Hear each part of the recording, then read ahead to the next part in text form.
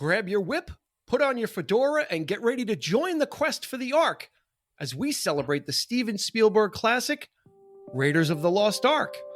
Stay with us. Get ready for the 3324 podcast, where lifelong friends Dean Legiro and Eric Kuber share their love of all things music and movies. Dean has directed short films and is a music trivia buff.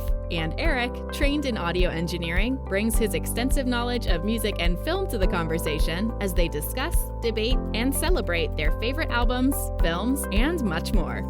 Welcome, friends, to the 3324 podcast, the premier home for music and movie podcasting. Is that correct, Eric?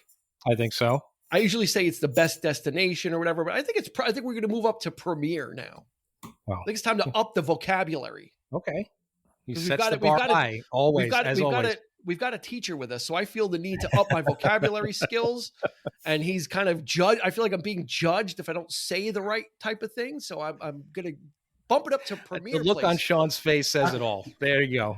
He was watching. He was kind of like nodding, like, yeah, you better. You got the better. nod of approval. That's You got that it. was excited look. Yeah, that was.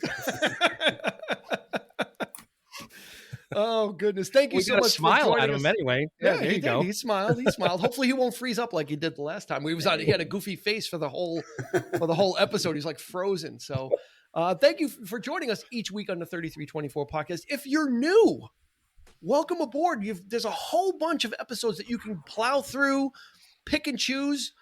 You don't have to go in numerical order, but we highly suggest you get to them all. And then the next step is, if you like it, share it with somebody and spread the word on what we call the little podcast that could as well.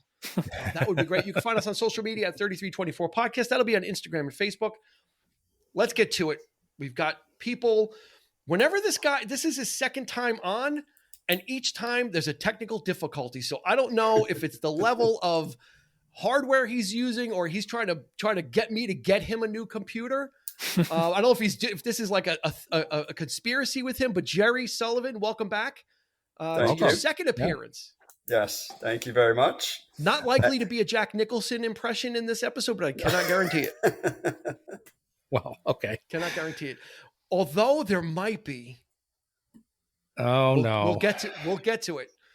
Also joining us in his great Metallica t-shirt that he bought from the Within Our Hands Foundation, supporting Metallica and their philanthropic endeavors. Sean Grady, as always, thank you so much for joining us. Thank you for having me. Always a pleasure. Rocking the 3324 podcast hat as well. He's getting mileage out of it. He is getting the mileage out of it. We appreciate that. Last but certainly not least, frequent collaborator on the show. She's got a poster that she's holding up promoting something. I don't know what she's promoting. Is that something? I don't know what you're promoting there. Oh, look at that. Level 92 Night of- Films, an evening of short film 3. She's holding up a poster for you that are not watching on YouTube. She's scrolling through all these different short films that were screened a veritable lifetime ago. Christy Cuomo, welcome aboard. Oh, and I hung up. Oh, come on. And there goes the camera. Always a pleasure. That was smooth. And done. It was perfect until it wasn't. No, that was a perfect. You're my IT person. That's how you end a conversation in a podcast. And bring the camera down again, and then you'll be fine. You need to reset. There you go. Now she's ready. Christy, thank you so much for joining us. While she resets, let's talk about it. We're going to be talking about Raiders of the Lost Ark. Mm-hmm. Not to be confused with a film that's got a similar title, Indiana Jones and the Raiders of the Lost Ark. Oh, God, don't know. I'm not sure what that film is, but we're going to be talking about Raiders of the Lost Ark in this episode, right, Eric? That's why did you even bring that up? I had to because it pisses me. It pisses It me pisses off. me off too. Yeah. Okay. It makes no sense whatsoever. The But we'll film get to has that. been informally retitled as Indiana Jones and the Raiders of the Lost Ark to fit in with the other sequels.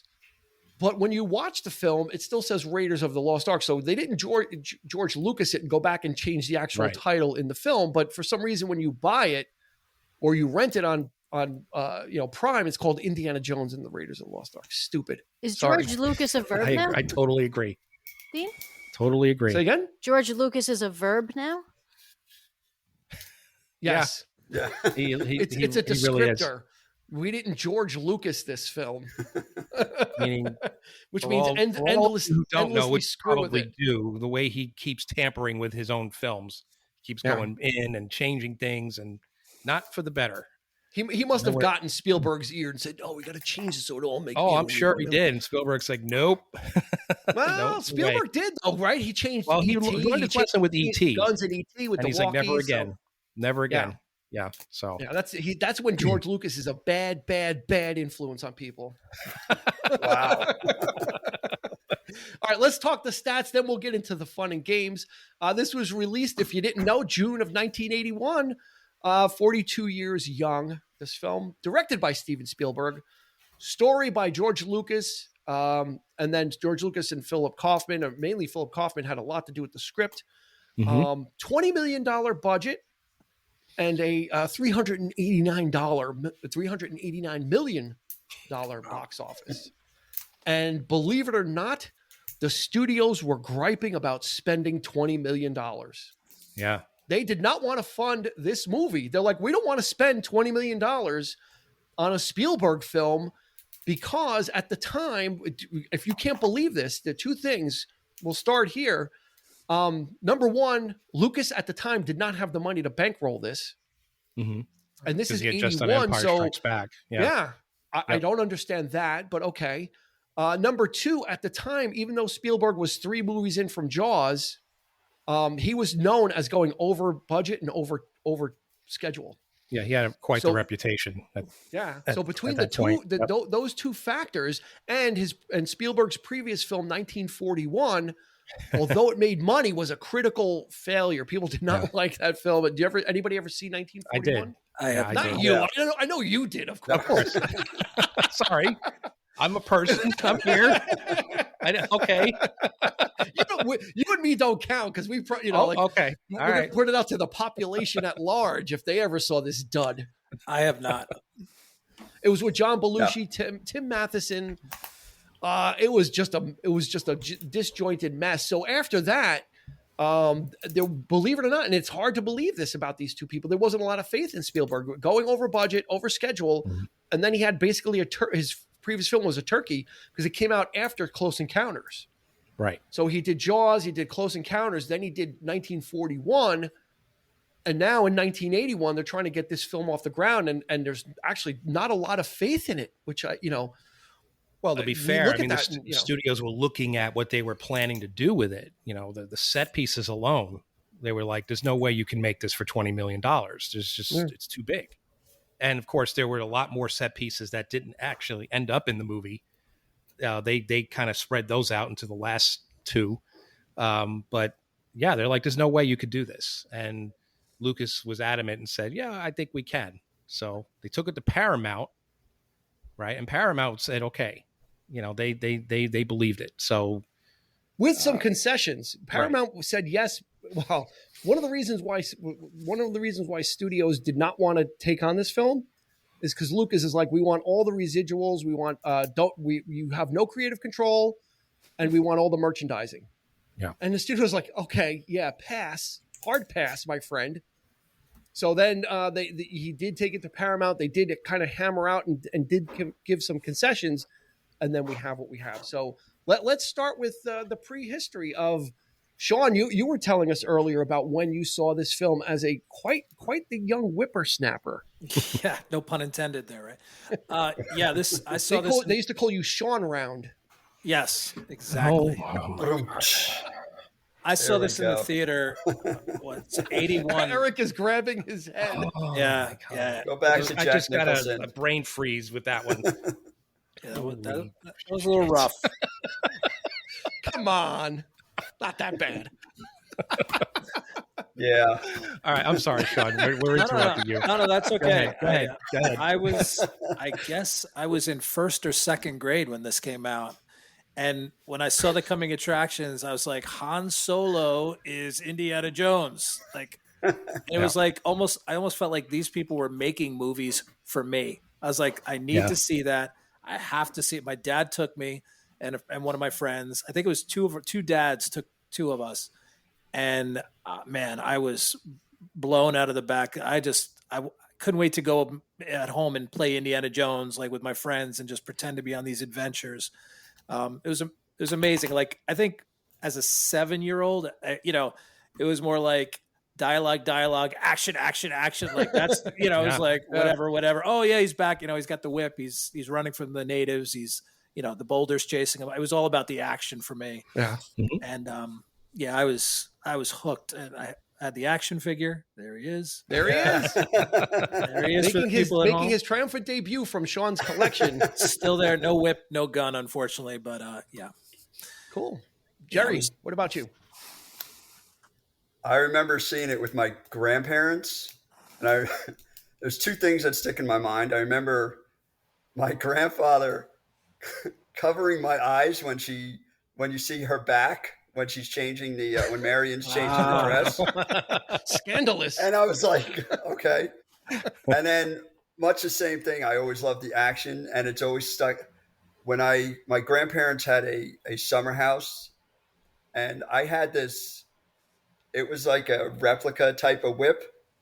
And I used to whip it onto this branch and swing until the toy whip snapped and I destroyed our shed because I went through the shed. And I wound up in bed for like 2 days because I severely hurt my back.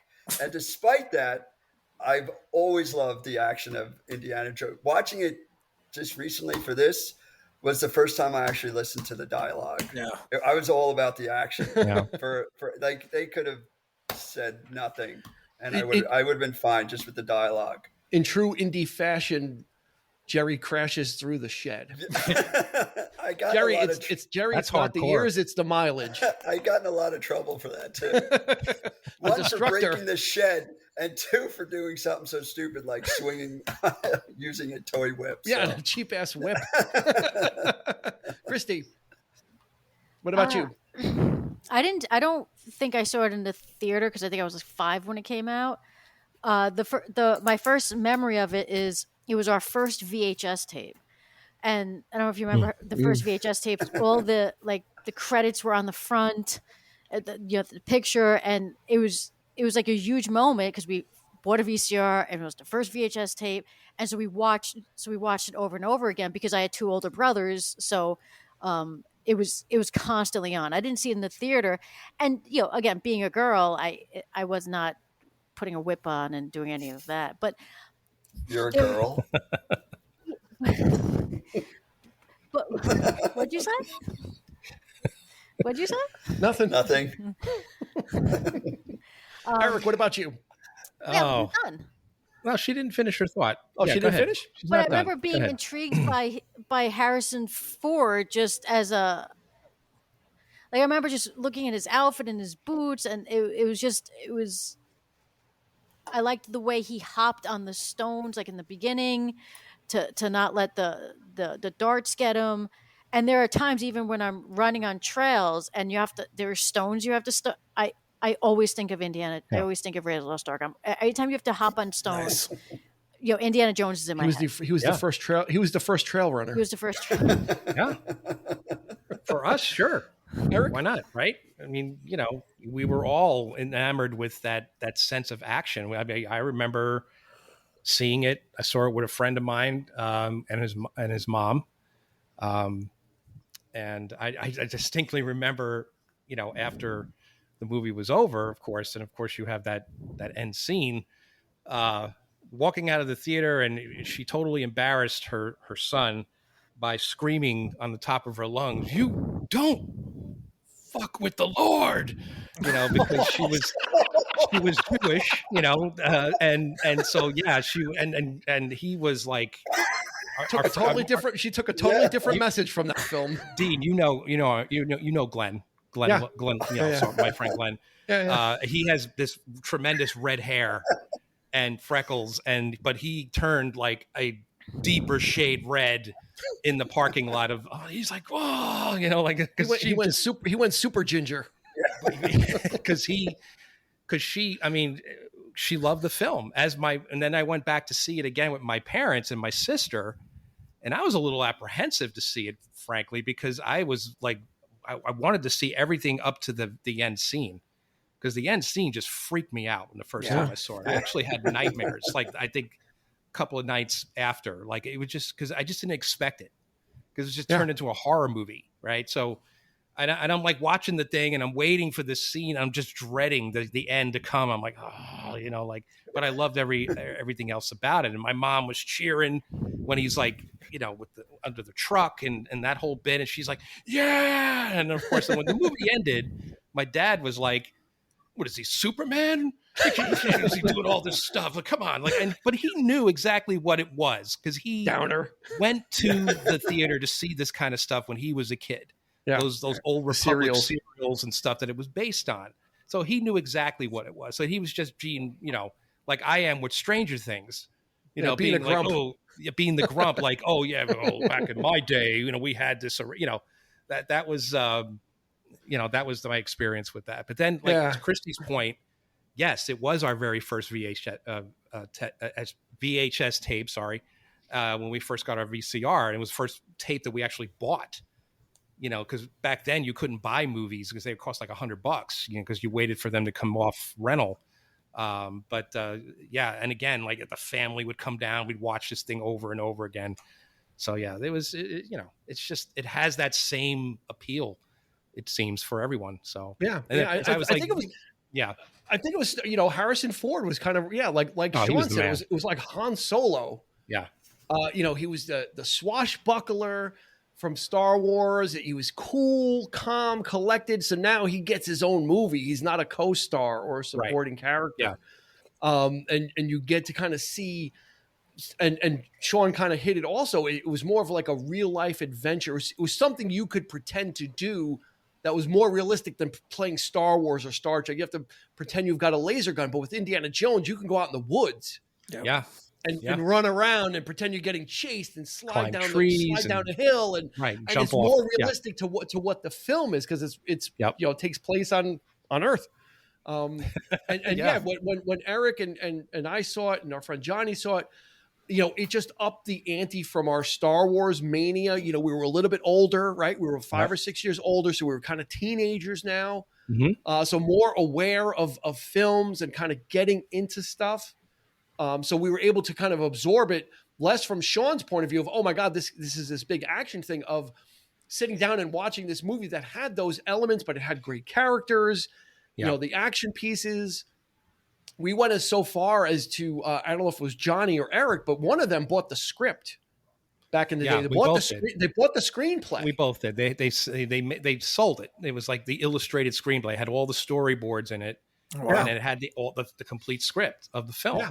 So much like Gerry did in his Few Good Men episode, where he said on the bus trip they were kind of going over the script. Yeah. We actually, during our lunch break in school and during study hall, we would go to the library, the three of us, and we would sit around and we would actually read this. We would like kind of do a table reading of the script. We would. Yeah. I think I was like Sala. I was like all the minor characters. I was like Sala. I was like the Alfred Molina character. I was all the side ethnic characters. I was Toke, I was the Nazi guy. I was all the bad guys, I think. And I think Johnny was Indy. Yeah, and there was a measure of kids that would come into the library and make fun of us, and then there was some like, "What do you guys do?" or would make fun of us. Then all of a sudden, like the next time, it's like, "Oh, what are you guys doing? Like, what's going on?" Like, they would join in, right? Yeah. You know, we give them a part. We were that much into it, you know, because it was really, you know, that's when we were kind of moving away from being a young person watching film to someone getting into filmmaking and enjoying the whole experience of not just the action pieces, but the characters and the like Tote and all these side characters are so well written, you know, that's what also enhances this film. I think is that it's not just, Harrison Ford carrying this film. There are so many side characters that make up this world that really make it interesting for him to play off of in different ways. So just a little prehistory. I was wanting to jump a little prehistory before we go further. This was originally conceived by George Lucas as early as 1973. Yeah. Okay. So he had this idea boiling around, percolating, again, like Eric said, inspired by the Saturday morning serials of the 30s, 40s, early 50s, where each week you'd go to the theater and watch another chapter of it, and it would leave you with a cliffhanger, so you'd come back.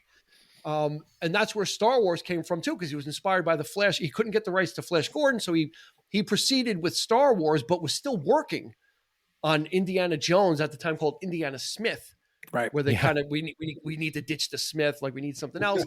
Working with Philip Kaufman, who's a maverick director, screenwriter, over the years fleshing out this character.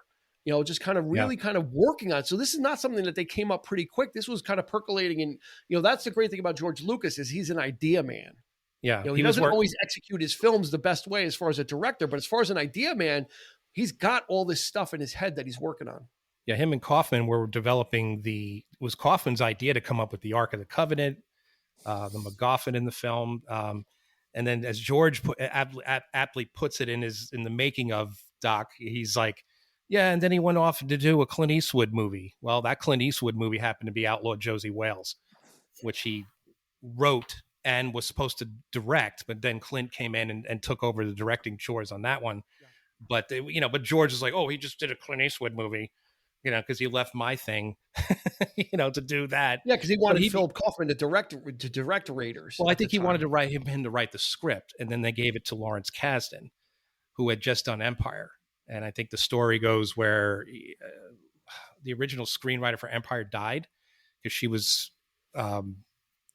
she was elderly. She was working back in the 40s on like war films and that kind of thing. And she wrote the screenplay to Empire, but then she died of cancer. And then he brought in Lawrence Kasdan to do it. And he's like, well, if you could write this script, I'll give you Raiders to do. And, I'll give you that assignment as well. But if this script isn't good for Empire, the deal's off. It's, no pressure. No pressure. Right. Just write the second Star Wars film. No pressure. Yeah. But Spielberg that everybody's waiting for. Yeah. Spielberg had bought a script off of him called Continental Divide, which is another film. John Belushi. With John Belushi. That was one of the very first Amblin movies, like Amblin Studios that, Spielberg's production company worked on. So he had bought that script, so he knew he was a talented writer. But for something like this, I think a lot of what this movie does and what it achieves is due to his writing. There's no doubt about it. I think it's a lot of the dialogue. He got the balance right. He got the characters right. I think it's the best written Indiana Jones film by far. Oh, in absolutely. fact, I think it's one of the best scripts of the genre ever written because I think it's perfect. Yeah. So. And I think the casting is important. And let's talk a little bit about some of the contenders. Harrison Ford was not the first. He was actually not even really in contention. The reason why Lucas specifically did not. Lucas wanted somebody that was relatively unknown, and he did want Harrison Ford because he didn't want to feel like that he was relying on Harrison Ford for stuff. Because he was so iconic in the Star Wars thing. So I'm going to run through and try not to laugh. But I'm going to run through some of the actors that were originally considered for the role of Indiana Jones, and then one that was actually signed before Harrison Ford. In no order, Bill Murray. Yeah. Sorry. Just laughing already. Bill Murray, Nick Nolte, Steve Martin, wild and crazy archaeologist. Chevy Chase, I cannot see that whatsoever. Tim Matheson, who Spielberg had just worked with in 1941. He was actually the voice of Johnny Quest. I don't know if you remember the show Johnny Quest. Tim Matheson as a child was Johnny Quest. Nick Mancuso, he was like a late 70s, early 80s actor. Really didn't kind of come up with much. Yeah. Mm-hmm. One of my favorite actors, Peter Coyote. Yeah. Who would appear in E.T., oddly enough. Jack Nicholson was considered for the role of Indiana Jones. No, see, I didn't do it. Jeff Bridges, that could have been interesting. He would have made a good one. Yeah. John Shea, who was another kind of late 70s, early 80s actor. Sam Elliott.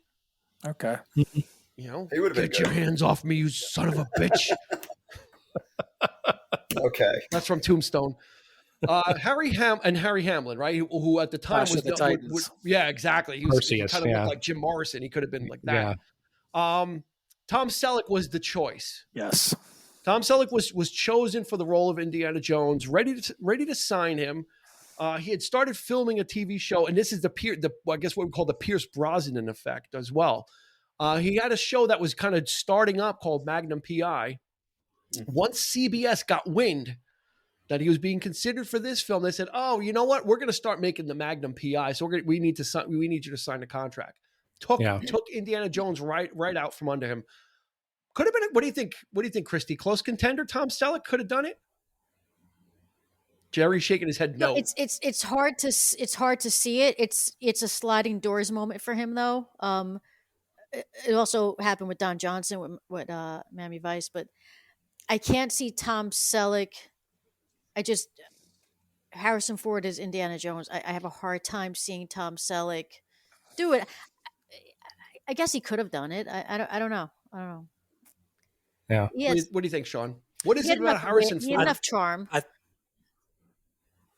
I think he'd look good in the hat, the jacket, but the stunts and everything, like I can't get anybody else but Harrison Ford out of my head for that role. Nobody could absorb the punishment that he does. Yeah, no. I mean, I look at Tom Selleck and he's funny. He's got the charm.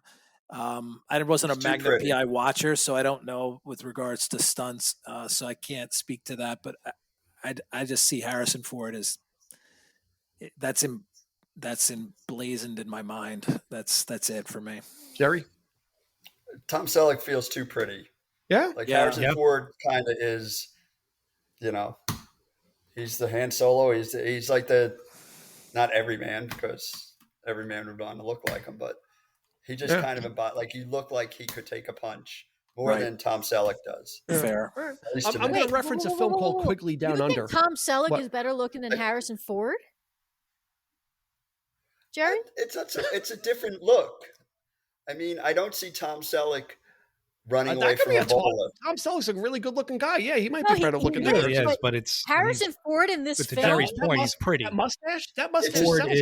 Ford has the ruggedness, the sex. Harrison Ford in different this type film of sex appeal. Has a great deal of sex appeal. As an adult, when I became an adult watching it's different than. You were a child. It was wrong, and you knew it. Which always. Wow, that was great. Danny, you just redeemed yourself. Listen, let me advocate. Let me just advocate. Just say you're sorry, Dean. All I want to hear is you say you're sorry. Watch a film called Quickly Down Under. It's the closest you'll get, and Tom Selleck plays, kind of a western-y character. He did a lot of westerns back then, but Quickly Down Under would make a decent case. You might be able to say, you know what, he might have made a decent Indiana Jones. I'll go one even better. There was a movie called High Road to China that he did in the 80s with Bess Armstrong, where it was sort of like an Indiana Jones type feel, where he was a World War I pilot, mercenary kind of thing. So I think that was his their attempt at it. Indy, I can, I'll do this. It was their apology movie. Right. Same thing with Danny DeVito, because they wanted Danny DeVito to play Sala. Yeah, believe it or not. But then he would go on and be. So you get Jack Nicholson as Indiana Jones, and you get Danny DeVito as Sala. You've got a cuckoo's nest reunion. There you go. What are you going to get? Christopher Lloyd as Belloc? There's no doubt. There's absolutely no doubt that's where that came from, right? And guess what? So? Michael Douglas cast Danny DeVito in Romancing the Stone. Yeah. So so Danny DeVito got to play that kind of character. The sort of the comic relief character in that film, which was again very much inspired by. It would have been too goofy. Sala was too important of a character. He was really like an information dealer, and I don't know that Danny DeVito could sell that. Even back then they did have like Caucasian people playing those characters, but you needed something a little more exotic. And that's the great thing about this is there's so many different types of characters. Even Alfred Molina in his debut, like Doc Ock, still working, was a young guy with tarantulas on his back, and Paul Freeman as Belosh or Belloc. Belloc. Good Lord. You need these great character actors to fill out this world. To give Harrison Ford that support, because he still wasn't. I mean, he was still just Han Solo. He hadn't done The Fugitive yet. He hadn't done the Jack Ryan stuff yet. He was still kind of. He wasn't a star yet. Yeah, he was still somewhat of a gamble. I think this one is the one that kind of blew him out. I think so. Totally. And You know, he and plays he it was straight. willing to sign on for sequels too. That was another big thing is they needed to secure somebody that would sign on for, at this point they knew that it was going to be a multi-picture deal. And he's like, yeah, this seems like fun. You know, I'll do it. One of the reasons I think this is like one of the reasons ahead, Lucas Christy. also didn't want to cast him is because he didn't want it to be like Scorsese with De Niro. He already saw. He didn't want it to be like, Ford's Lucas's boy, and that's why he was very hesitant in casting him in this. That's right. So I mean, funny little Harrison Ford story. It's an aside, not much to do with this, but Michelle Phillips, you know, one of the singers of the Mamas and the Papas. Oh yeah, I heard 60s. The story. The first time she saw Star Wars on the big screen, and she saw Harrison Ford, she says, "I know that guy. That's my pot dealer." Oh boy, yeah. I remember seeing there was an old show. Harrison Ford is a known stoner, so it was kind of like, and I guess before, you know, he was still like, he was doing carpentry. He really wasn't. He was kind of acting part time. So I guess in addition to the carpentry, he had some other side hustles. See it. I could totally see it because I saw him. It blew my mind, and this was years after. I mean, we're talking like I saw this in the 90s sometime. Like if they were showing like old shows, and they had this old, like, you know, remember like Barnaby Jones, like those Quinn Martin, like Streets of San Francisco. But it was a show with Burt Reynolds, and I think it was short lived, and he was a cop in, I think it was California or LA or whatever. And Harrison Ford was a hippie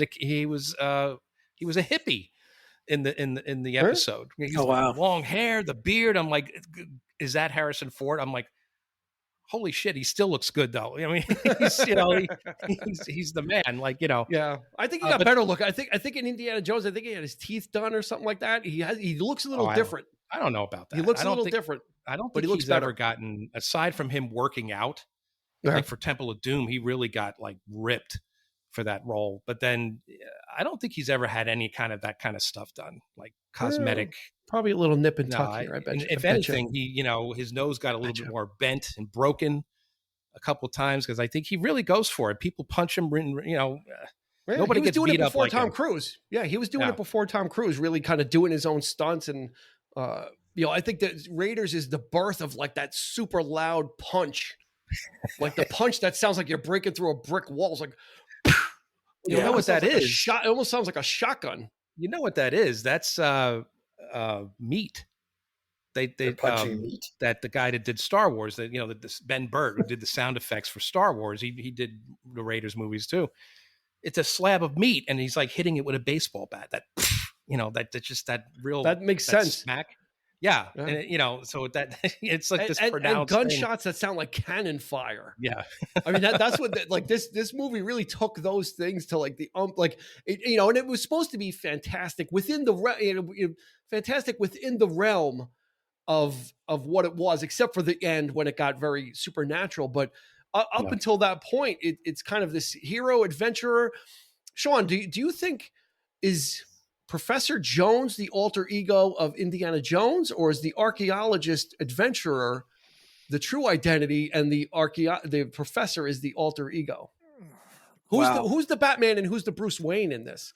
Is he a teacher? Is he a professor first who does these adventures on the side? Jerry's saying no. Chrissy's saying no. This is a really great question, by the way, Dean. This is a really great point you're trying to make here. I mean, as a teacher, archaeology, that is not archaeology. I mean, it's so you don't just X never marks a spot. Yeah, that's it. You don't just grab things and take them away and push out like that's stealing 1.5 ton bricks, you know, and get out of a tomb. I don't know. For me, he was the adventure guy, you know, because like I said, when I was 7, it was like blah blah blah blah. Where's the action? You know, like that's him to me. I would say he's the adventurer. What do you think, Gerry? Oh, absolutely. I think he only had the professor job because he had to recover from getting his ass kicked half the time. That was his downtime. He had to have a reason to go. That's a great point. Had to have someone, you know, pay the money, had to bankroll all of his adventures, and he could just hide it with, this is for the museum. Right. The museum That's a gets good the point. Ark, right? Yeah, that's a really good point, Christy, that Gerry makes, because there's one scene when he's talking with Denham Elliott, right? He's like, oh, like I can get the $2,000 so I could fund going to buy the the piece that he lost from Belloc in the beginning. So do you think that it's that but then that's that kind of leans towards him wanting it in the museum, right? As a professor. Well, What do you because you think? can't put it in his No. house. No, It's only a certain amount of no one room. would know. I think he genuinely loves the artifacts, so he wants them to, Yes. like, as the adventurer, he doesn't want it because he wants to sell it, or he wants it because he appreciates it. So for him, it's about the adventure of getting it and then getting it to where it rightfully belongs in his mind. I don't think that's the inner teacher of him. I think that's just the love of the adventurer. Is it The Last Crusade where he's like, it belongs in a museum? And they're like, so here's So what do do you, you? Dr. He's like, Jones. so do you. Here's my take on the character, and that's what I love Raiders so much, because he's completely ambiguous. I think he is. Belloc is right. My favorite scene in the film is when they're in the cantina, and Belloc is telling them, like, look, you're not that much different than I am. You're just as greedy as me. You're just as, it only takes so much to get you. You think you're this, perfect guy, and you're not. And he's right. And Indy sees this. He gets mad. You see him getting mad, but he knows he's right, because it's the thrill of the hunt. And I think, Dean, you had made the point back when we were talking about Crystal Skull, how much you hated it. And one of the reasons we all hate it. Well, one of the reasons you hated it was because you felt the character, like his character, was helping the Russians find the skull. Like he was like looking at the map, and So my point is like he was back in the game. He is back in like he doesn't care. Like there's that streak in him where he wants, it's the thrill of the hunt, and he gets this for like in Temple of Doom, it's the fortune and glory. It's the glory of finding it. You have to ask yourself, is he really doing this to save the world, from the Nazis, to get it from the Nazis, or is he doing it for himself? I think he's doing it for himself, honestly, until the end of the film. That's fair. Well, in that same speech with Belloc, he says we are removed from the true faith. So meaning that, like, the pure archaeologist that would be with they're more akin to grave robbers at this point, right? That's right. They're going in, they're snatching these relics and bringing them back to the museum, but they're not really researching. They're kind of hearing about something from somebody else. Oh, this is here, or Forrestal, he tried to get it first, and someone else did. So, Belloc, you're right, Eric. Belloc makes a lot of good points in there. He goes, oh, it would take only a nudge to, make you like me. Belloc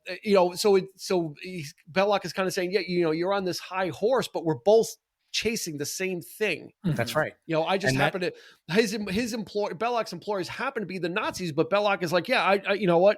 They just happen to be the guys signing the check. Now, is that the right attitude? Not then, no. And then they have the Nazi monkey on the payroll too. So the Nazis were just paying whoever they could. They paid a little girl monkey to go around saluting the guys, and they're saluting him. Saluting the girl monkey. This is why it's called Raiders of the Lost Ark. It's important. The title's important because it's not just about Indiana Jones. Everybody's looking for this thing. Everybody has a stake in this thing. It's the race. It's the race. It's like the Maltese Falcon. Everybody wants it. The greed factor comes in. Everybody Hitler wants it because he wants to rule the world. There's that at stake. But then Belloc wants it for himself. He wants the glory of having to open it before anybody else. And and in Indy, the same thing. But then there are other factors. Belloc takes a lot of shortcuts. He doesn't bother with the education. This is where the professorial aspect comes in with Jones, because he does have the knowledge. Yeah. He's got the Belloc has the resources, so he doesn't need to. He could just get the Nazis with the tractors just to go in and just start digging. He just waits for Indy just happened to listen.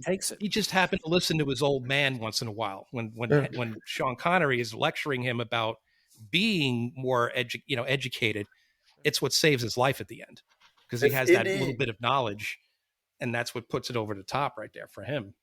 Otherwise he would have been gone just like everybody else. Him and Mary, and they would have bid it as because Indy knew at the very end to say, don't look at the Ark, because he remembered that in his teachings, and that's, and of course that experience is, he's a changed man by Last Crusade. I think that's why he's so much more cautious in Last Crusade. Like, X never marks the spot, and he's a little bit more reserved and more into the schooling, that, until he gets back into the game, into the hunt and the chase of it again. So Gerry, so if Indy was, when he has the rocket launcher, if he was really trying to stop the Nazis from getting it, he would have blown it up, right? True. Yep. But Belloc says, you want this as much as I do, basically. Right. So, I mean, Christy and I were talking about how sometimes watching movies over and over can kind of paint them in a different light. Mm-hmm. Now you're painting Indiana Jones in a different light to me. Maybe he's not. Well, look at Maya Bialik on Big Bang Theory. She totally and that's a valid theory that she has. That this movie really does not there's a point being made that if Indy hadn't intervened, or if Belloc hadn't taken that Ark to the island, World War II would have never happened, because Hitler would have opened the Ark, and then it would have happened. He would have been killed. It would have been done. There would have been no World War II. quick answer. So when you think about that, it's like, whoa, Well, then we would, if it wasn't for silly plot points, we wouldn't have a lot of movies. Right. Christy, what about Karen Allen? She's one of the anchors of this film. She doesn't come in until quite a bit in, but as a female lead, usually they're the damsel in distress. Her first scene is a drinking contest. Yeah, and that's actually, when I was a kid, one of the first scenes I remember, because I guess just because the only woman in the film, and so just kind of relating to her. But yeah, she's doing all these shots. She weighs like $110, and she's putting this sumo guy down, and then she's holding her own, and then Toad comes in with it's she's great in this film. She reminds it set the way for like a Lorraine Bracco. We talked about this in Goodfellas, where you have this one female lead with all these men, and in a time period where women we weren't so revered in film. You kind of can talk down to them, slap them around, or what have you, and she holds her own. She is phenomenal in this movie. Yeah, usually, especially in the 30s, the equivalent of this film in the 30s, that female character would just always be in trouble and need to be saved. Yeah. Tied to the track. Exactly. Tied to the railroad, hanging off a rope or something. Sean, what do you think about that? Like that, why didn't they go with that? Why didn't they take that trope with them? Because they took all the other tropes of the 30s with them. The Nazis, the over the top action, the villainous, the villainous Nazi, Toad. But meanwhile, then they have this female character who punches Indiana Jones in the face when she first sees him. She's mad. She runs her own bar. Yeah. She's an individual. She's not beholden to anybody. Mm-hmm.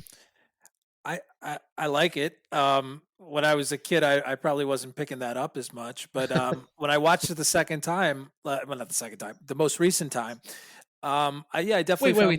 You just watched it again only for the second time, Sean? You know what I meant. Get off this podcast. I meant the most recent time. Okay. And I took, it's. I liked her a lot. I remember just being as a kid, she'd be like, Indy, that's. But now I found her more attractive than I did when I was a kid, and I like Christy said, she holds her own.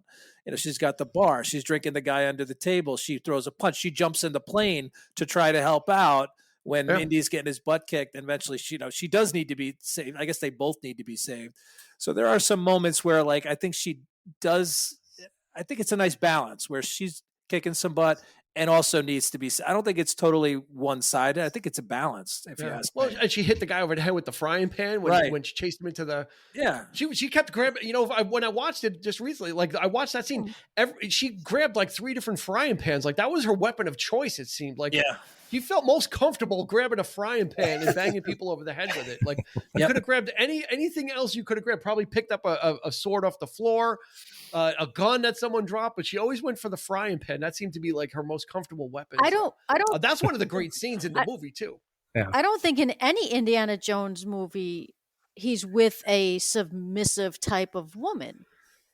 Right? They all are a little feisty. They all have a little fight in them. They're just to some extent. I think Marion the most, but Indiana Jones has no use for a woman who just lays down and dies. Like I think that character needs that type of feisty woman who's going to punch him in the face because I think he likes it. Yeah, that's a good point. I think you need someone that's going to go toe to toe with Indiana Jones.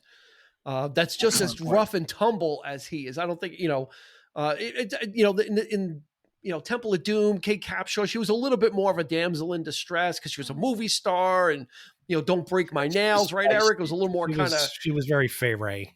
King very Kong, much like that. Always screaming, always. Yeah. So it was, I think Marion was a very unique character because she was so, like two-fisted drinking, but still very feminine and still but could tussle with the rest of them. Didn't take any garbage. She certainly wasn't buying any of Indiana Jones nonsense from him. Hiding a knife to try to kill Belloc when he gives her the dress. I mean, she's thinking ahead. Yeah. She's she's clever. She knows how to take care of herself. But that's a great scene when Toad comes in with the hanger. Yeah, I love the hanger. Spielberg actually wanted to use that in 1941 in his previous film. He couldn't get that in. I think he did use it. Christopher Lee did the actual, but it didn't fly. It didn't land. The joke was not there. So they did it a second time where he comes in. He's got this black thing and he's like snapping it and Karen Allen, Marion's hiding behind Belloc and Belloc is like looking like what is this? And then he like just twists it and like hangs the and then they both and Belloc's face like Jesus Christ, like what the hell is that? And Toad was really good. Ronald Lacey, you got to give him credit. He's an English actor. The casting or the character build was obviously inspired by Peter Lorre.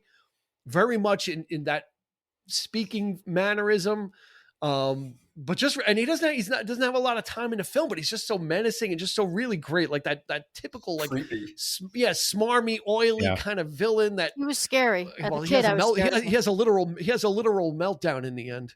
He's a sadist. There it is. I was watching it with my 2 sons today, and they were like, "That the Jeff Lynne? Why is?" Yes, that's now it's the indie bell. So he's walking around in the hot sun with this long overcoat, leather overcoat, black. And it's like, why is he walking around like that? And I'm like, well, because he's a Nazi. He's enjoying the heat. He's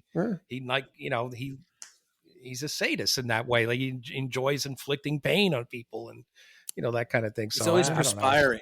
I just think of him of sweat beating on his face. He's actually. What shall we talk about? He's actually an interesting character because as a kid, I was scared of him more than anyone.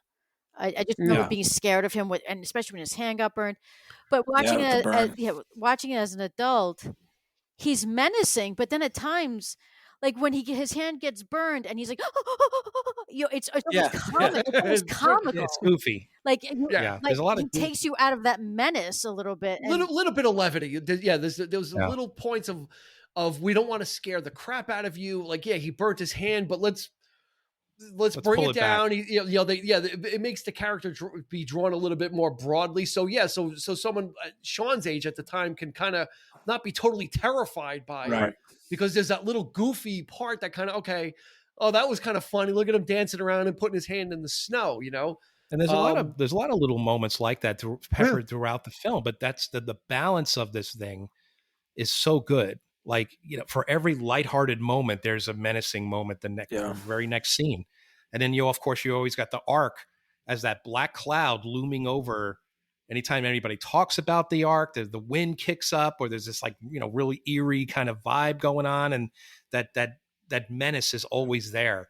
And then, of course, at the end, you find out why. But it's I love that about the film. It has a really nice flow of lighthearted moments and just great action, scary moments, and it's and then drama and nice exposition. Like when they go see Gerry, when they go see the kind of the guy that deciphers the medallion. You see like the black clouds behind him. He's like sitting in like this room, and he's kind of deciphering it, and they're kind of moving the story forward. And Gerry, that poor monkey. Bad dates. I never understood. They like the monkey though. Like the monkey was a double agent. If you didn't know. No, I know, but okay, literally, they should have. I don't know. I think they should have realized earlier on that the monkey was trouble. It's a monkey. You think like so? when he's but he kept leaving. The monkey would leave. The monkey would leave at inopportune points to check in. And then like the monkey would just run away and then all of a sudden then come back. You know what? If you had a friend that did that would just kind of leave randomly and then come back, you would think like, what's up with this person? But because a monkey does it, it's okay. You don't think the monkey's a Nazi double agent? Monkey that's wearing clothes. That's what is so brilliant about this discussion. Is like we're talking about a monkey was applying to a circus. He had an interview. You don't know. It was a she. It was a she. So Dean, to your point, you made the point. So what kind of information do you think this monkey is handing over to? It was obviously relaying something. There was some type of communication going on because they wouldn't have found Marion without the monkey. Well, yeah, because the monkey, because they were able to tail. They were wherever the monkey was, they were able to follow either Indy or Mary and see where they were going. Yeah, so the monkey would probably go back to the guy who actually played two roles. The monkey handler was actually one of the Peruvian guides in the beginning of the film. I don't know if you guys realize that. With that riddled with darts and balls. Yeah. Same actor played the same character. His name was Vic Tablian. Mm-hmm. He played the Peruvian guy that got all the darts in his back in the beginning, and then he played the motorcycle guy. So what I think, let's stay with the monkey since Eric asked me. It's just funny. Like he goes back to check in and like I'm just seeing the monkey debriefing the monkey. Like what I envision happens is when there's downtime, like when Indiana Jones is just hanging out or sitting around, the monkey leaves, finds the owner, and then walks back to where it like leads them back. So the monkey's kind of like inserting herself into the group of Indiana Jones, then would just disappear, go find her handler, as it were, and then walk back and show them where they were. Wouldn't the handler be like, "Don't eat the dates. I'm going to poison them." Nothing for nothing. They don't you know what? There was a miscommunication there because whoever sprinkled that stuff on the dates maybe the monkey wasn't scheduled. Maybe it was her day off, but then she's working overtime. Showed up and said, "Oh, there's dates here. Let me grab one." I'm working OT. I may as well get some meal out of this. Don't you want, Sean? When you're working overtime, don't you want to get fed? Yes. I'm not going to eat dates, though. I'm not going for dates. Not ever? No. Because of Indiana Jones? Not going to go for the dates. Because of dates. No, just because of dates. Why? Dates. That's why. Another thing that I think is interesting about this whole like cat and mouse thing, like the basket scene and all that, is the fact that I always wondered when I was a kid, like, why aren't the Nazis doing the dirty work? They always got these hired thugs to do all the dirty work for all these like Arab extras and that kind of thing. And my dad had to kind of explain it to me because we weren't at war yet. Right. World War II did not have, this was 36. So they couldn't walk into a country and start, murdering people on broad daylight. They were still infiltrating. Right. So, and that made a lot of sense. And it also explains the submarine aspect where how did Indy because apparently he clings to the periscope at the end, the sub takes him to that hangar. And I asked my dad, I'm like, so how did he survive that? And then my father explained to me, because my dad was a big World War II enthusiast. He loved. Well, in the novelization of the book of it, they explain that he wrote on the periscope. But in this, when they're writing the script, I think they brought that up. Say, well, we need to.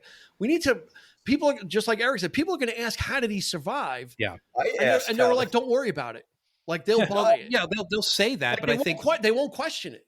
But they'll say, Until now. my dad, of course, Encyclopedia Brown, he turns around and says, because back in the day, again, they weren't fighting a war. It was a submarine, yes, but diesel-powered submarines at the time did not always submerge. It took a lot of fuel. It took a lot of energy to do that. Wow. So they would often ride on the surface or just right below it.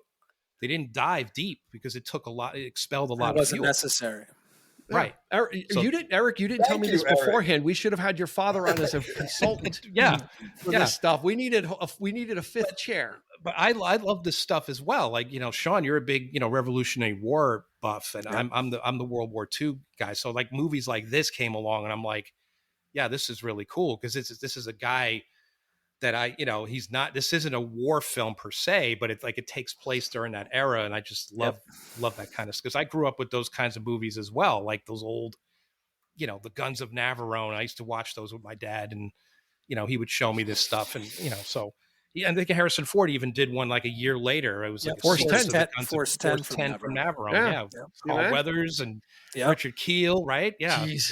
Yeah. That was what a cast of luminaries. Sean, really quick, Sean. Robert Shaw. Sean, really quick, Yep. Revolutionary War. Are they Burnsides or sideburns? Well, it actually comes from the Civil War. Oh, okay. And Ambrose Burnside had the big mutton chops, and they called him Burnsides, and then it eventually reversed to sideburns. See that? I am learning so much right now. Yeah. I don't know. I think you learned more about the monkey double agent than you did about anything. I think it's a brilliant. I just love the way you articulated that, Dean. It's like he comes back and he checks in. I love the idea of that. Just it blows my mind. Well, there's a whole. You got to understand. There's a whole other world going on besides what Indiana Jones is doing. Oh, sure. Yeah, exactly. Sala and his family, and he's taking care of that, and he's like working. And we make fun of the monkey, but that's the great thing about this film is all these characters. I didn't make fun of the monkey.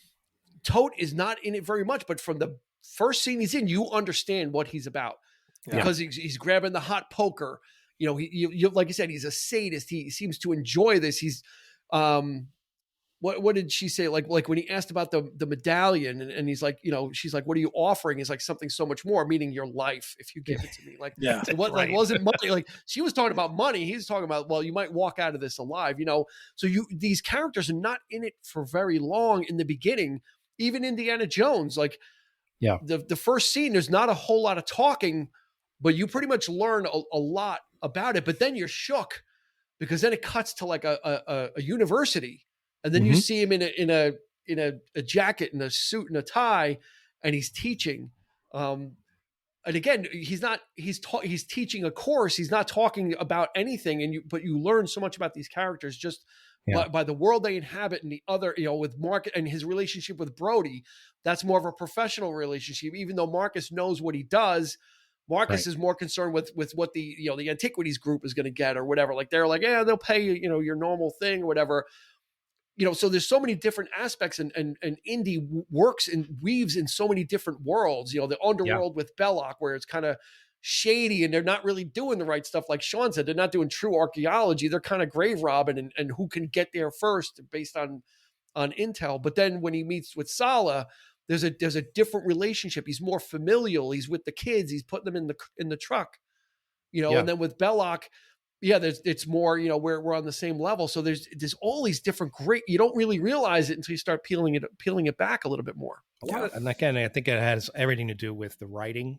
Kasdan just built those characters. I mean, you talk like about Christy world says, building. it's the writing. It's the writing. Yeah, it's all the writing. So, and Aaron Sorkin didn't even write this. What's with the kid that leaves the apple for him? Because it's like, is he happy about leaving the apple on the desk? When the kid that leaves the classroom at the end, he's scared about it, and then Marcus just cleans the apple like we used to clean apples back in the day on your.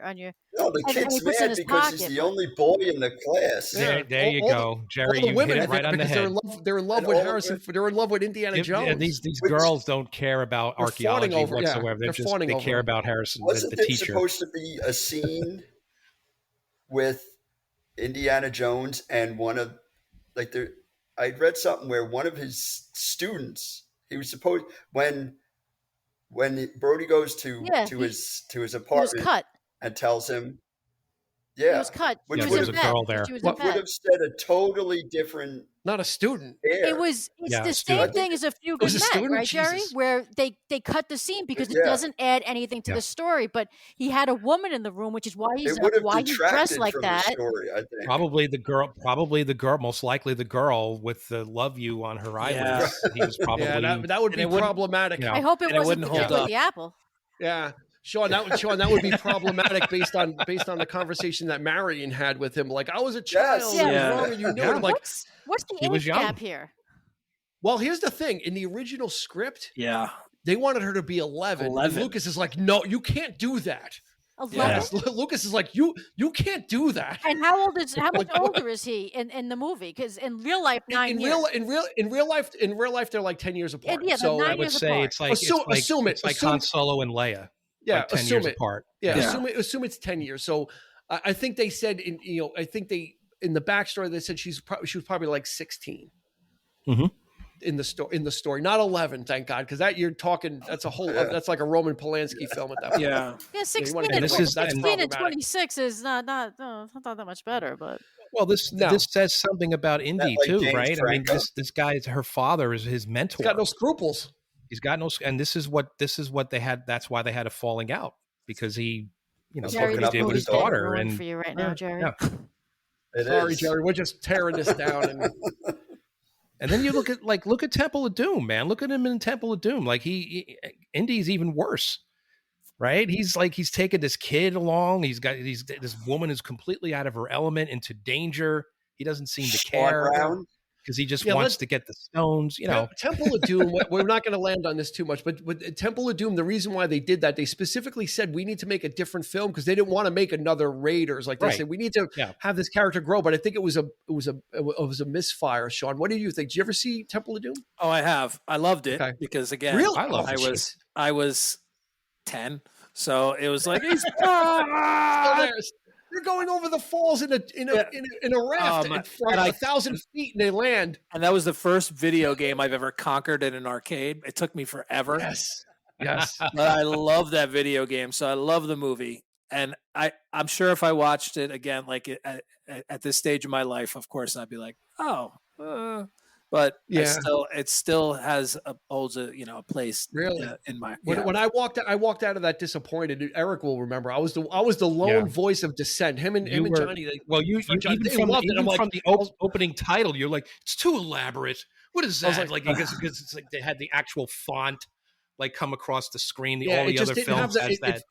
It felt like they were going like the classic sequelitis is bigger and more, right? And it turns out that it didn't work, right? Because then they would go back to Last Crusade and they would dial it back and kind of brought you more into a story based element with the father son relationship. And it's rare that a third film in a trilogy can readjust like that. Usually when you go down that path, you just head downhill. They were able to course correct and really kind of use Raiders as a blueprint, but come up with an original story because you've got you have Henry Jones, and then there was the beginning part with the late great River Phoenix, who really embodied the young Indy. I mean, he got a lot of those mannerisms. He really kind of, when you're watching that, you're like, wow, like really what it was such a sin because River Phoenix was so good in that. It was. It just really, and then we would wait 20 years for Crystal Skull. Kingdom of what the do you Crystal hate more, Temple of Doom or Crystal Skull, Dean? I'd be honest, I haven't watched Temple of Doom at all. I probably right now will just say I like it better because Crystal Skull was such a disappointment. Everybody was so looking forward to the return of Indiana Jones. Yeah. And I went in there, I'm like, no, I can't. I'm not a homer like that. I just can't, it's not everything they do is awesome. I'm watching it and I want to be entertained. I'm like, this is just, nuke as soon as the fridge, with the famous scene, nuke the fridge. As soon as that refrigerator got nuked into the air and 50 miles away, and he rolls out of it, I'm like, I'm done. I'm done. I said, you lost me. This is like Temple of Doom going over the falls in that little raft, and they're going like 5,000. They finally took it over. That they took it that far. The films always lead, start to go there, but then they dial it back. But yeah, Crystal Skull really. That's why Raiders was so great because it was the adventure was still reality based. there was puzzles to solve. It wasn't, he stepped on his thing and the dart came out like Christy said, and he had he knew that the idol had a trigger in it. So he's like weighing out the sand. Once you get popular, okay, well, we have to do that even bigger. Like how bigger can we go? It's like, you don't necessarily need to. Well, it's like the snakes. We haven't talked about the snakes yet, right? So the snakes in Raiders, then you got the bugs in Temple of Doom, then you got the rats in Last Crusade, and then the army ants or whatever. And the ants that drag away Kate Blanchett and drag her into a hole or wherever they brought her. So they definitely. It's always bigger, more, and it's not necessarily better. It's just but a lot of movies. That's why Raiders is so special. Especially franchises do that. I mean, that's right. Of course, yeah. But Sean, but I think they learned that was the great thing is they were able to pull back. Sean, don't rewatch Temple of Doom because it will ruin it. You're going to say Temple of the Dog. I was going to say of the Doom, or Temple of the Dog. Don't listen to Temple of the Dog while you watch Temple of Doom. What's Temple of Doom? But Gerry and I were actually talking about Eddie Vedder will jump out of your TV screen and punch you in the face. There are certain, like if the memory's better and you love it, don't ruin it. Don't ruin it. Don't watch it. No, I love it. Yeah, but you can't help now. Yeah, but you can't help watching it now with an adult. Oh no, you definitely. Right? You're not if it's going to ruin it for you. This is the advent of being a father. Of course, my son Jake's favorite is Temple of Doom, so I love watching it with him. That's the only time I'll watch it. Last Crusade is my son Zach's favorite because of the father-son thing, so I watch it with him. I was disappointed in Last Crusade, by the way, back in the day. Full disclosure. You didn't care for it that much. I didn't care because to me it was a rehash of Raiders. Take away Sean Connery, to me it just felt lazy and the Nazis are back. Story. Yeah, the Nazis are back in the desert. There was too many things that were too similar to Raiders in that aspect. So, but Sean Connery was the only reason. Yeah, we named the dog Indiana, and again, and to me it was a comedy. It was a little bit more goofy. It was more, I didn't care for the beginning, the first 20 minutes. I love River Phoenix, but I didn't like the fact that you were basically telling this is who Indiana Jones is, just but this based on this little misadventure that he has. Mm-hmm. That's where he gets the hat. That's where he gets the whip. That's where he gets the scar.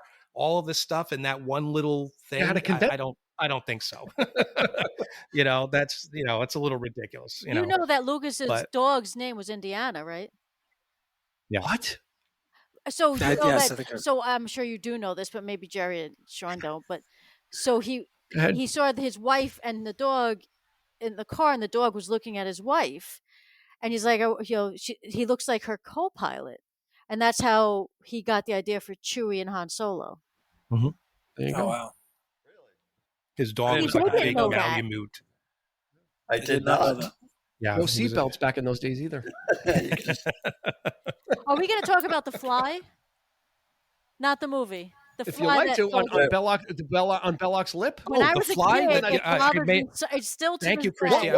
One goes on Harrison Ford's face too. This fly has got the most screen time of any insect in any movie because it's everywhere in this movie. I watched it today. There's a fly in almost every scene. This fly? Yeah. Are you saying it's the same fly? It's a stunt fly? It could be. Well, was this the fly that went into Pence's mouth during the debate or on his head? Oh, God. That was on his head. It's the same fly. That's the great. I don't know how many flies Really over a piece of casting right there. You're talking millennia of generations.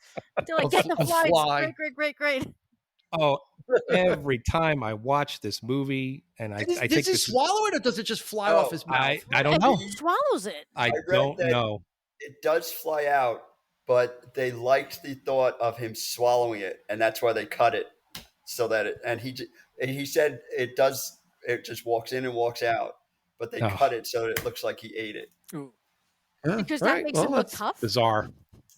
I don't know. I didn't get that far in the story. Because Belloc is such a jerk, I guess maybe. Belloc is more like the intelligent, like he's more the intelligent, raider, as it were. He leverages resources. He's not the guy. He's not the guy that gets his hands dirty.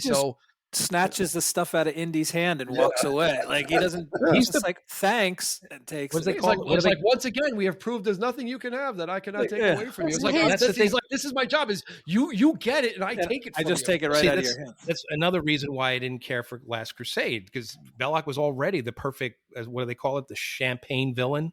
Yeah. Right. Because he's this, like sophisticated, always wearing the nice suits. And then you got this other guy, Donovan, who's not very much like Belloq was supposed to be. And he just fell flat for me. He just wasn't a good villain. Yeah. And, he wasn't that important to it. Didn't have the villains that they had in Raiders. I mean, Sean Connery and Harrison Ford carry. I mean, Harrison Ford, by the way, carries all of these films. I could watch him. Absolutely. I don't care. Even Crystal Skull, I could watch, because there are moments in that movie watching his reactions to things. He plays it so straight all the time, and he's so good. And it's very hard to do. I cannot picture anybody playing this role but Harrison Ford. Eric, they do you talk know about why? Chris Pratt. There's no way Chris Pratt could do this. No. Eric, do you know why? No way. It's the writing. No. It's the writing. I just think. Well, I'll tell you, Crystal Skull had the scene of Shia LaBeouf like swinging with all the monkeys. Well, God! All you needed was one monkey in Raiders. Yeah, to me, yeah. All you needed was one. You get the right monkey. As long as Right. you get the right monkey, you need one monkey. You don't need a whole jungle full of monkeys to be swinging. Double You get agent monkey. That's it. I'm gonna go back to that monkey now. I gotta get a T-shirt. If anybody out there has a T-shirt of the double agent Nazi monkey, I'd like you to send that to me. By the way, I thought that I hated that scene more than I hated the nuclear bomb scene. Believe it or not. All those scenes were horrible. They were just awful. Yeah. It was just an awful thing. That the good thing is none of that detracts from how great Raiders is, and that's the thing is from the soundtrack, from the score from John Williams. It's one of my favorite scores, actually, Absolutely. almost more than Star Wars. That score is It's a beautiful score. It makes punchy. the film. It's punchy. It's got the great, his theme just comes like when the theme, like you don't really hear the Star Wars theme in Star Wars when something happens. Like the Star Wars theme is a main title theme, Right. But Indy has his own. Like when stuff's going on, you start to hear like the call, like da, da, da, da, like it's like calling him to action. It's like it's coming. Like when you hear that fanfare. Even though it's the main theme, they pepper it throughout the film of here, like it's like the hero's call to action. When we were kids and we were playing, we'd always go, dun, dun, dun, dun. I get on my bike, dun, dun, dun, dun, dun, dun, dun. We would do that when we were running somewhere. We would that would come. Somebody would do that, and it would be just whether we were playing Indiana Jones or anything. That was like everything that summer. The de facto theme. For action. Did Spielberg repeat that in E.T.? Did the music play when they were on their bikes and they were doing things in E.T.? I don't remember. Well, E.T. had his own. That beautiful own big theme. But no, when they're on the bikes, there's definitely something. I think there's a theme that plays, and it goes off into when they go up into the sky. Well, there's that din din din din din, like that fast like. But they didn't play it. They didn't play it every time E.T. was on screen. Like whenever Indy's about to do something, like they fire up the fanfare. Raiders is responsible for E.T. Because Harrison Ford's wife, I think didn't she write the screenplay with Spielberg? That's right, Melissa. Yeah. Wow, look at you. Yeah, I'm just Harrison. Here's a side story. As we wind down, Harrison Ford is responsible for me liking Jimmy Buffett. Because isn't that weird? You smoked weed? How so? When you don't tell us why, yes. Yeah, I'm going to tell you why. Okay. So Jimmy Buffett made an album. One of his albums was called "Last Mango in Paris," and he had a song on there called what is it? I forget what it's called. Halloween in Tijuana or something like that. And he wanted the sound of a whip on the song as a sound effect. Oh, that's right. Yes, I remember this. He goes, and he said, I don't know anybody that knows how to use a whip. And he's like, Harrison Ford knows how to use a whip. So he called Harrison Ford and said, can you come into the studio and crack the whip? Because you know how to do it. Because I need a whip sound. So when I heard that story, I'm like, I got to check this out. Like, I got to check this album out, And then, for that song, it was a novelty, but then I ended up getting into Jimmy Buffett, like going back and like becoming a parrot head at the time. But it was because like he hired Harrison Ford to crack the whip on one of Jimmy Buffett's songs in like 1989 or something like that. Yeah. Wow. You know, This has it's nothing. very strange, right? This has nothing to do with the whip. But are we not going to talk about the Aaron scene? Sorkin wrote A Few Good Men. Are we not going to talk about the scene where instead of fighting the guy, he shoots him? Oh, And yeah. why he did Of it? course. Okay. Wasn't he Why sick? he did it? Because they Anybody know why he did it? everyone Was it had sick? heard Why he poisoning did it? except for Spielberg. Everyone Say was again? definitely ill except for Spielberg, who ate SpaghettiOs, and Harrison Ford was just this poor stunt guy. He trained, and Harrison Ford's like, "Can I just shoot him? Because I don't have the strength. I just don't have it." Right. Which is and And it worked probably better than any fight scene would have worked. Oh, absolutely. It became a trope. it makes a lot more sense because he's in the middle of a chase. He doesn't have time to deal with this guy. It's much like Han Solo and Greedo. Like, you know, it's either him or me. You know, I ain't got time for this. You know, like, you know, And you know? it levels with his, it squares with his character, right? Because he's not going to pick up a sword and have a sword fight. Well, it was supposed to be this big it was supposed elaborate to be, fight with the whip and the sword and, you know, this whole It works, court yeah, like you said, it works thing, better. But yeah. But it that's- And works he so- does it so like nonchalantly, like he's annoyed, like he pulls out the gun and just like, you know, boom. That's a scene I vividly remember as a kid. The audience just like belly laughed. That's the biggest It's laugh a in the film. perfect example of less is more. Perfect. And then you know what though, and then Yep. right after that, when they throw the fake Marion basket into the truck, and you know, Indy runs out in front and they're like spraying the machine gun, and he hides, and then the truck's coming and Indy comes out and like shoots the guy. He don't like the driver. He like domed him right in the head, like a head as he's like a headshot as he's driving by. Like he just picked that guy off. Like you see the splatter of the head. I'm like, Jesus, you know. And then the whole truck goes over. It's like, you know, he's a pretty good shot. These He's got the Cagney gun, more than 6 bullets per gun. There's a flub in the bar. Yeah. When Indy's shooting, you know, if he starts out with a revolver, expends the revolver, and next thing you know, he's holding an automatic, a 45 automatic. So he's got two. Does he have 2 guns, or is that a flub? You know, we don't know. Yeah, he's packing. Like he's got the, you know. Dean, you're not going to do it. Yeah. He said, "Does he have 2 guns? You're not going to do a Tombstone impersonation." You can't call for it. You can't ask for it after it happens. If it doesn't happen organically. Yeah, you gotta let it go by. It's like a bus. Like when the bus passes, you don't try and chase it. You just wait for the next bus. So, did anyone else notice? He's got 2 guns, 1 foot each of you. See, I did it. I just did it. Yeah, Gerry, what? In the bar scene, there's no music. Right. It's not that type of just bar, seems Gerry. There's weird no to me. jukebox there. There's no. It's No, but Nepal. it's like, is that why there's no score in the background? Yeah, they Like, it couldn't just get the seems weird jukebox to up me. the mountain, man. Which is another thing. How does she get her deliveries for alcohol? Yeah. It doesn't seem like a good business plan, to be honest. Llama. Good point. Yeah. The Nazi monkey Well, pulls the llamas up the mountain. Here's an interesting Delivery? thing. The raft sequence in Temple of Doom Oh no. was supposed to be in that scene with Raiders. Like the plane was supposed to crash in the mountains above the bar, and Indy's supposed to come down that mountain in a raft and like just End up show at the up bar? like it. It That's just how it he just was the to the raft bar? just comes right Thank up to God. the door of the Raven, and he gets out and he walks into the bar. That's how Thank God. that's what they originally conceived. And the mine car chase was supposed to be in Raiders as well. Yes, I heard God. So that. they cut those 2 scenes out. I don't know where they could have had a mine car chase, and what are they in the dunes? Like Underneath, probably underneath, maybe like in the in the dig or whatever. Who knows? I guess, but I don't know. I don't know. All right, But less let's is start more. to You know, let's start to like round this up. like Let's you go said. around the table as we do with our film ones. Favorite scenes. Eric, we'll start with you. The scene with Belloc in the cantina. It's an exposition scene. It's a dialogue scene. It's not an action scene, but actually it is because there's a lot going on. Yeah. In that scene, if you notice, look at the people in the background. Next time you watch it, watching Indy, have this little conversation with him. There's people looking at him with like side eyes, and one guy's pretending to be sleeping. And then in the back, there's like some guy handing a Luger to another guy being passed. This you can only see like in a widescreen shot. And when they came out on VHS, you couldn't see that stuff back in the day. But now it's like you watch it and it's like you see everything, and you just watch the crowd around the table where they're having the conversation. That's such a great, there's so much stuff going on there. It's so sinister.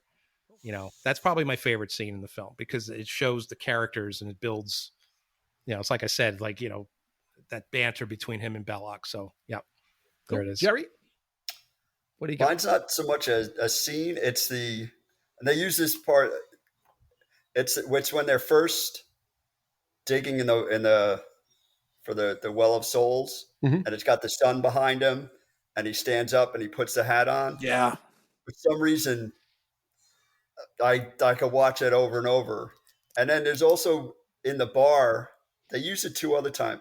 They like to use that like shadow / silhouette type of thing. Like when Indiana walks in, she doesn't realize he's there, but you see the fedora and all that. Nice. And then even when the Nazi comes in, you see it. And for some reason, those shots I've just always loved. But the one with the sun behind him, it's like it blows me away every time. Yeah. Cool. Little homage maybe to Robert Shaw, the shot in Jaws when he's standing on the edge of the orca. And he's got the sun behind him. Christy, what do you got? I think I'm torn between two. The opening, because the 2 scenes I remember as a kid was the opening scene, like when he's doing the thing before putting the bag of dirt down, and then behind him Alfred Molina's going. And I always remember, I like the way he walked on the stones, and he had to be so careful, and that whole scene up to the part where the boulder's chasing him out, and then the whole in the pile with Marion. I just, again, probably because she was the only female character, just this introduction to this really strong woman who's like, who can drink like that and then like function. I don't understand. There was another female character. She had "I love you" written on her eyelids. Well, that's true, but yeah, no. The only female character with words. Didn't have any lines though. Sean, what do you got? Christy kind of stole my thunder, but that's fine. That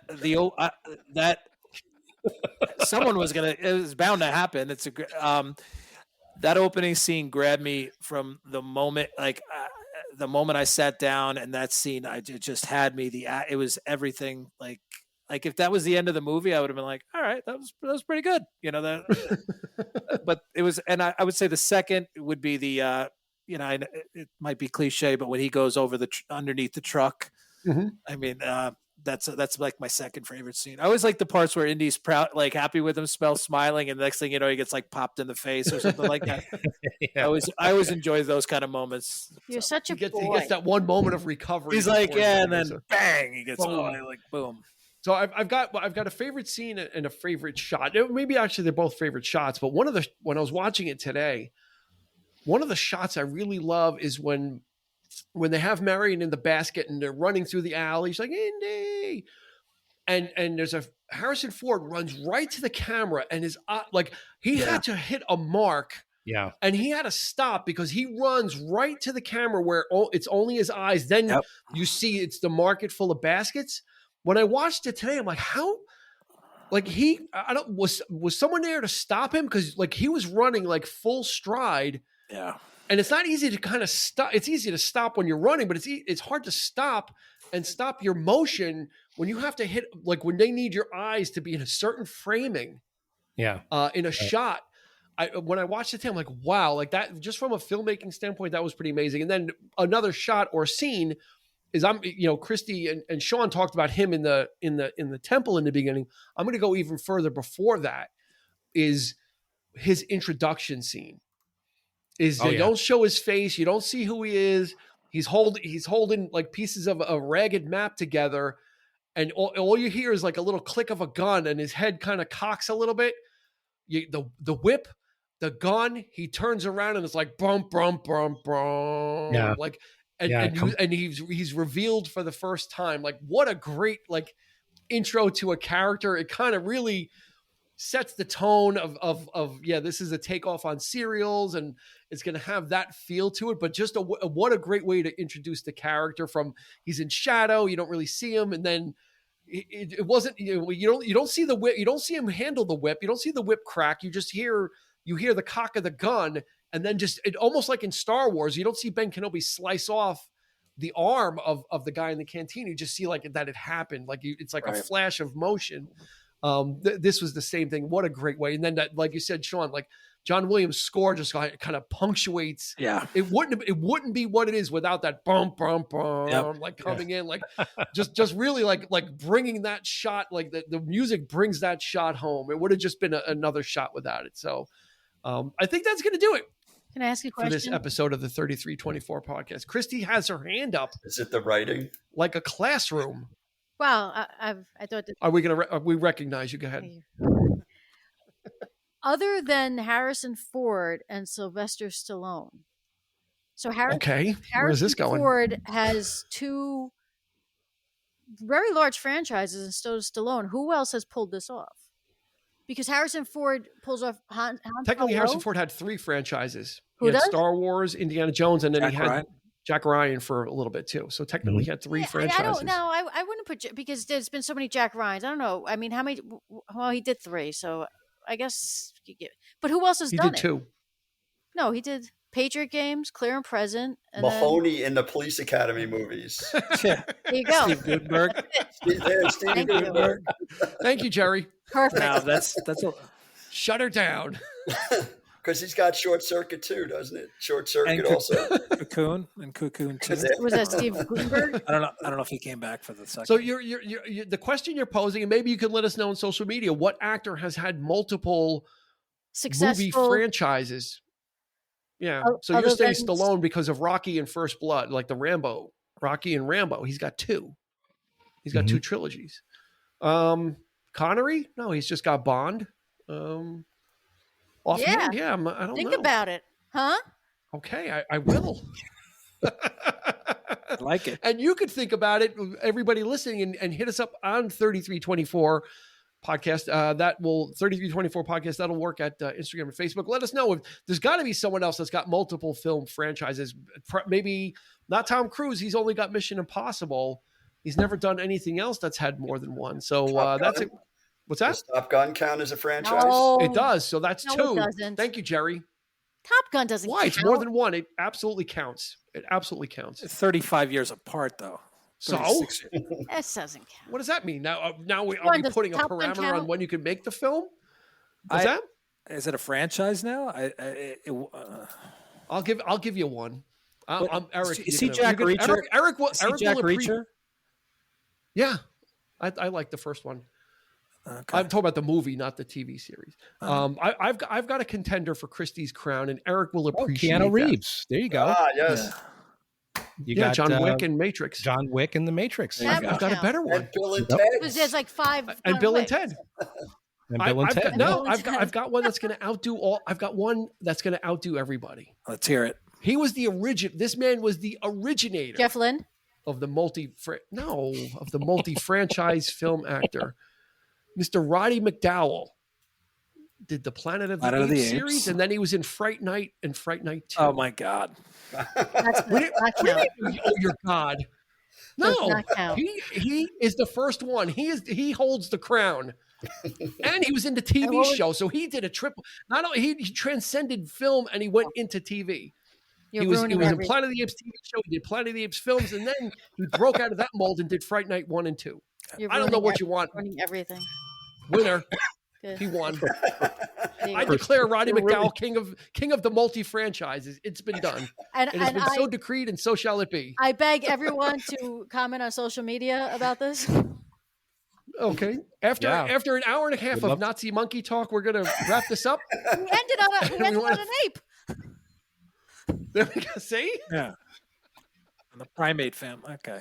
I think the monkey in Raiders is a direct descendant of the monkey from Friends. I think it's a great answer. Tom Selleck was in Friends. It's all coming together. There you go. The world's getting smaller. So, well, it wouldn't be a descendant. It would be an ancestor. Right? His friends came like decades later, right? Calling Charles Darwin. All right, we better cut it here because we are going to start talking about the evolution of man pretty soon. Neanderthal, Mine part has Cro-Magnon, gone off the rails. Oh yeah, at the hour and a half mark, Sean, mark it. The rails have come off this. So before Gerry says something that takes us down the road, thank you, Christy. Thank you, Gerry, for your second appearance. Well done, sir. My and pleasure. Gerry Pleasure. wanted to be involved in this one. Thank you, as always, Sean Grady. Sean's a regular now. He's not a special guest, and he's got his indie swag there for those watching on YouTube.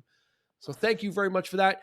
Again, check us out on Instagram, Facebook, 3324 Podcast. You know the routine. You're gonna hear it from a much better speaker than I in about 10 seconds when we play our end bumper. So for Eric, this has been Dean, asking you to take your Indiana Jones and the Raiders of the Lost Ark VHS, and please be kind and rewind.